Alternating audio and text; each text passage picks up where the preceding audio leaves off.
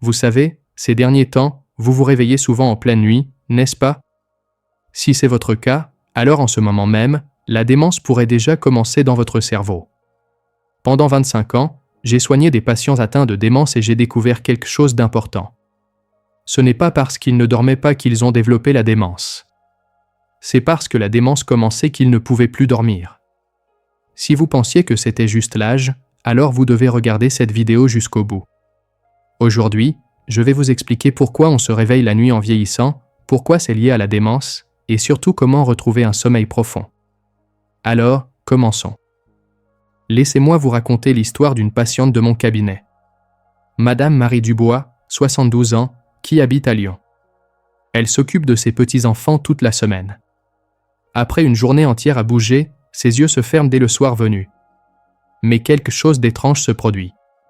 Elle s'endort sur le canapé vers 22h, puis va se coucher à 23h, et là, ses yeux s'ouvrent grands. Elle arrive difficilement à s'endormir, et sans exception, elle se réveille entre 2h et 3h du matin. Elle va aux toilettes, se recouche, mais le sommeil ne revient pas. Ces nuits-là durent depuis 2 ans maintenant. La journée, elle fait des siestes d'1 ou 2 heures, et le soir, elle ne peut à nouveau pas dormir. Un cercle vicieux dont elle ne peut pas sortir. Madame Dubois a demandé à ses amis. Leurs réponses étaient toutes les mêmes. En vieillissant, on perd naturellement le sommeil, il faut l'accepter. Alors elle a accepté. C'est la vieillesse. Je n'y peux rien. Et elle a laissé passer 2 années comme ça. Mais est-ce vraiment normal en vieillissant? Quand Madame Dubois est venue à mon cabinet pour la première fois, je lui ai montré les résultats de son examen du sommeil et je lui ai dit doucement. Madame, ce n'est pas un vieillissement naturel. C'est un signal envoyé par votre cerveau. Ces 2 années que vous avez considérées comme normales, ces nuits où vous avez abandonné en écoutant vos amis, tout ça, c'était en réalité un avertissement. C'est pareil pour vous. Si vous vous réveillez souvent la nuit, ce n'est pas l'âge. C'est votre corps qui vous envoie un signal. Alors pourquoi se réveille-t-on la nuit? Vous avez entendu parler de la mélatonine? On l'appelle aussi l'hormone du sommeil. La nuit, elle est sécrétée par le cerveau et elle envoie un signal à notre corps.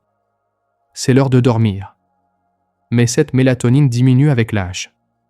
Une équipe de recherche de l'Université d'Athènes en Grèce a suivi la relation entre le sommeil et le vieillissement.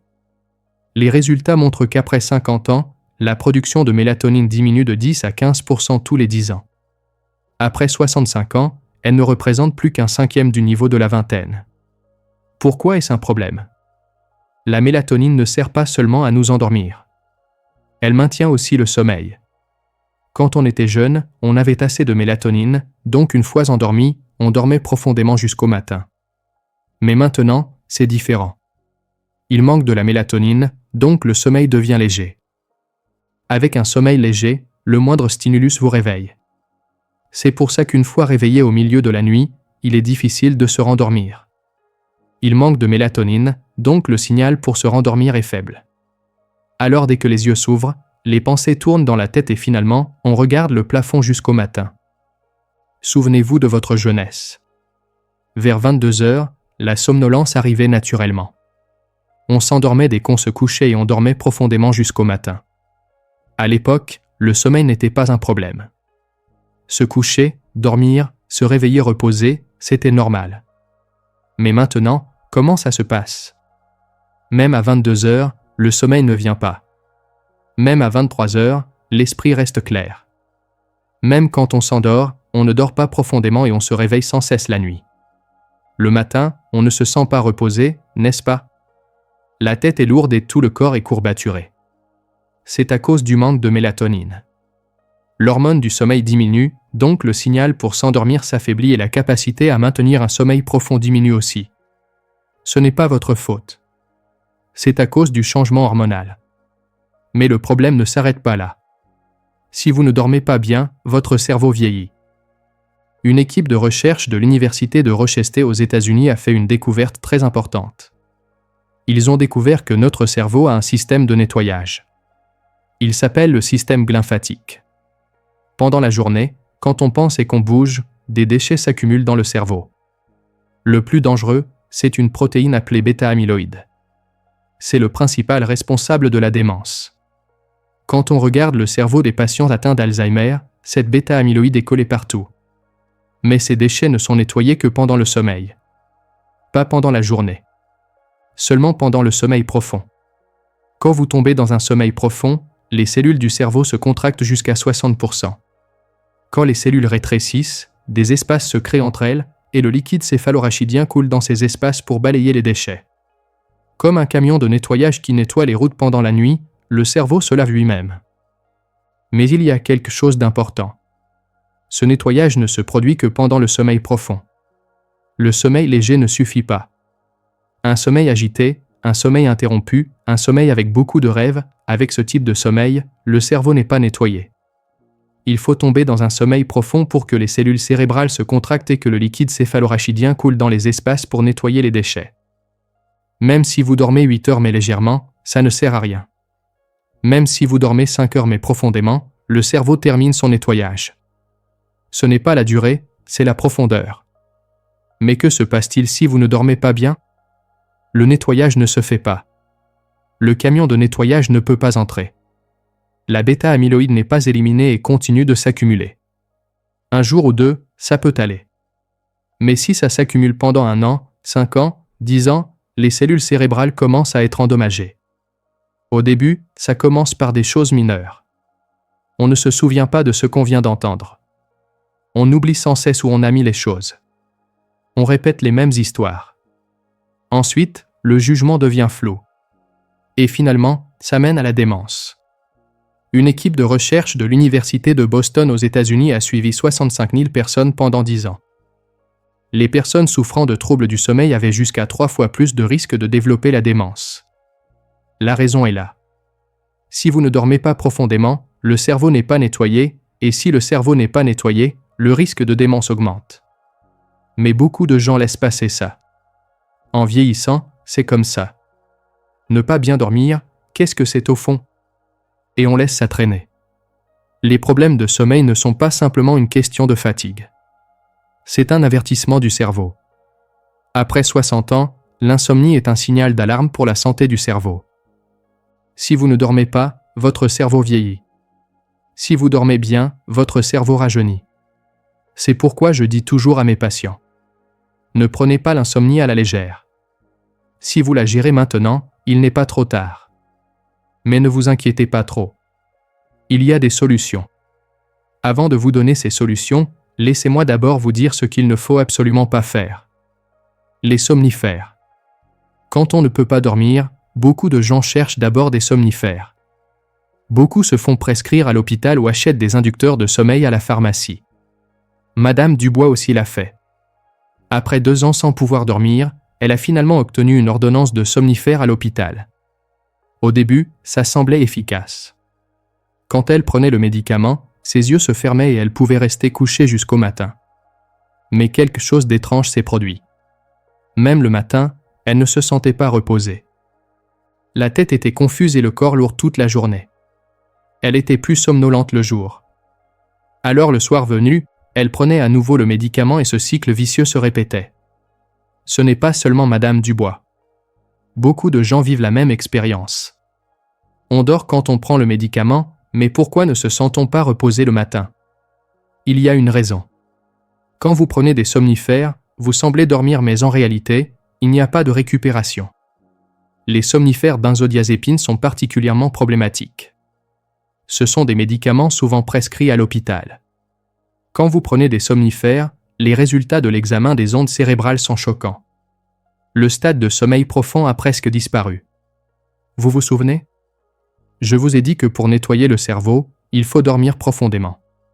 Quand vous prenez des somnifères, vous semblez dormir en apparence, mais le cerveau ne peut pas se nettoyer. Le camion de nettoyage ne peut pas entrer. La bêta-amyloïde continue de s'accumuler.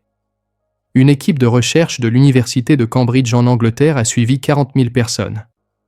Les personnes dont la fonction de nettoyage du cerveau était réduite avaient un risque nettement plus élevé de développer la démence dans les 10 ans.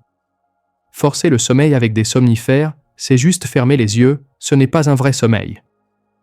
Et il y a encore autre chose à vous dire. Un autre danger des somnifères. Les somnifères benzodiazépines ont un effet relaxant sur les muscles. Donc la nuit, Quand vous vous levez pour aller aux toilettes, vos jambes n'ont pas beaucoup de force. Vous titubez et vous tombez. Pour les seniors, une chute n'est pas comme pour les jeunes.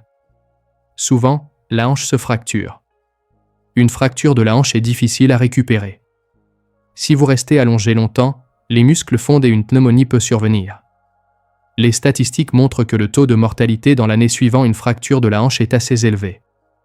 Vous semblez bien dormir en prenant des somnifères, mais si vous tombez en allant aux toilettes la nuit, ça devient un plus gros problème. C'est pourquoi je dis à mes patients d'utiliser les somnifères uniquement en dernier recours. Seulement en cas d'urgence et pour une courte période. Alors, si les somnifères ne sont pas la solution, pourquoi se réveille-t-on sans cesse la nuit? Quand je pose la question à mon cabinet, 10 personnes sur 10 répondent comme ça. Je me réveille pour aller aux toilettes. C'est parce que j'ai envie d'uriner. Est-ce vraiment le cas? Il y a eu une étude menée à l'hôpital universitaire de la Sorbonne à Paris. Ils ont fait un examen du sommeil sur des patients seniors qui se plaignaient de se réveiller souvent la nuit. Les résultats étaient intéressants. Plus de la moitié ne se réveillait pas à cause de l'urine. Ils se réveillaient d'abord pour une autre raison, et c'est après s'être réveillés qu'ils ressentaient le signal de la vessie. L'ordre était inversé. Alors quelle est la vraie cause? La plus fréquente est l'apnée du sommeil. Pendant le sommeil, la respiration s'arrête puis reprend. Si ça se répète, le cerveau se réveille constamment de façon subtile. Vous ne le savez pas vous-même. Ce n'est pas un réveil complet, c'est un éveil très court puis vous vous rendormez. Mais si ces micro-éveils se répètent, vous ne pouvez pas entrer en sommeil profond. Le cerveau n'a pas le temps de se reposer. Madame Dubois, dont j'ai parlé tout à l'heure, c'était pareil. Madame Dubois pensait qu'elle se réveillait à cause des toilettes. Elle l'a cru pendant 2 ans. Mais quand on a fait l'examen du sommeil, il y avait 12 apnées par heure. 12 fois. 12 fois par heure, la respiration s'arrêtait puis reprenait, donc le cerveau ne pouvait pas se reposer correctement. Les toilettes n'étaient pas la cause mais la conséquence. Quand le cerveau se réveille subtilement, c'est là que le signal de la vessie se fait sentir. Madame Dubois a été très surprise d'apprendre ça. Vous aussi, si vous pensez que vous vous réveillez la nuit à cause des toilettes, vous devriez en douter au moins une fois. La vraie cause pourrait être ailleurs. Maintenant, laissez-moi vous parler d'un autre piège. Est-ce que vous prenez des médicaments en ce moment? Des médicaments pour l'hypertension, le diabète, le cholestérol. Après 60 ans, beaucoup de gens en prennent 1 ou 2. Mais parmi ces médicaments, certains perturbent le sommeil. Le plus typique, ce sont les bêta-bloquants. C'est souvent prescrit dans les médicaments pour l'hypertension. Ce médicament supprime la production de mélatonine. Tout à l'heure, je vous ai dit que si la mélatonine diminue, il est difficile de s'endormir. Le médicament réduit encore plus la mélatonine. Mais vous ne devez pas arrêter le médicament. La gestion de l'hypertension est plus importante. Par contre, vous pouvez ajuster l'heure de prise. Le prendre le matin plutôt que le soir peut avoir moins d'impact sur le sommeil. Vous devez absolument consulter votre médecin traitant avant de faire cet ajustement. Ce n'est pas seulement les médicaments. Les carences nutritionnelles perturbent aussi le sommeil. Vous avez entendu parler de la ferritine, qu'on appelle le réservoir de fer? Si la ferritine est insuffisante, vous pouvez développer le syndrome des jambes sans repos. La nuit, quand vous vous allongez, vos jambes sont inconfortables et vous avez l'envie de bouger les jambes. Si vous avez ça, bien sûr, il est difficile de s'endormir. C'est pareil pour la vitamine D. Si la vitamine D manque, la capacité à maintenir le sommeil diminue. Mais beaucoup de seniors manquent de vitamine D. C'est parce que les activités en plein air diminuent. Il faut recevoir la lumière du soleil pour produire de la vitamine D, mais comme vous passez beaucoup de temps à l'intérieur, vous en manquez naturellement. Donc si vous avez des problèmes de sommeil, je vous recommande de faire une prise de sang. Le niveau de ferritine, le niveau de vitamine D. Si c'est insuffisant, juste en les complétant, beaucoup de gens voient leur sommeil s'améliorer. Maintenant, avant de vous donner les méthodes pour retrouver un sommeil profond, laissez-moi résumer ce qu'il ne faut absolument pas faire. Parmi ce que je vous ai dit jusqu'à présent, voici ce qu'il faut retenir. Premier, ne dépendez pas des somnifères. Les somnifères ne sont pas un vrai sommeil. Ils bloquent le sommeil profond et il y a aussi un risque de chute. Vous ne devez les utiliser qu'en cas d'urgence et pour une courte période. Deuxième, ne faites pas de longues siestes. Les siestes doivent durer moins de 30 minutes et seulement avant 15 heures. Plus que ça gâche le sommeil nocturne. Troisième, ne coupez pas complètement l'eau le soir. Il y a des gens qui ne boivent pas d'eau parce qu'ils ne veulent pas aller aux toilettes. Alors vous vous déshydratez. Buvez de l'eau jusqu'à 2 ou 3 heures après le dîner et réduisez seulement 1 ou 2 heures avant de vous coucher. Quatrième, n'arrêtez pas et ne changez pas vos médicaments par vous-même. Vous ne devez pas arrêter votre médicament pour l'hypertension juste parce qu'il perturbe le sommeil.